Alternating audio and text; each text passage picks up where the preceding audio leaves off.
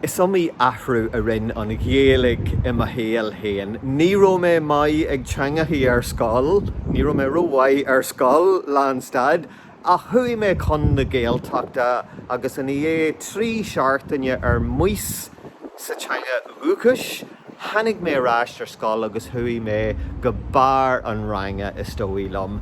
Dumpar an Ghéarlig mé fríd an bhanscoilíocht agus an sin fríd an ollscoilíocht go dtí inis bhfuil mé ag obair go lean aimsire in airneall na Gaeilge le Gaelin. Spraig, scéal, phobal, mhóthar seoithe, me héan agus comradíthe le Aonach Mhacha a thógáil I gcathair ardmhaithe agus mar sin tá an-áthas orm go mbeidh scéal, mhóthar seoithe Alléirú ar an ardan an chéad dhráma in Aonach Mhacha ar an níú lá de bhí dhearú an óir ar a 8 tá mé ag dúil go mór leis an dhráma sin, dhráma iontach le nula ní néal agus tá gach eolas faoin dhráma in san nasc Eventbrite faoin is seo.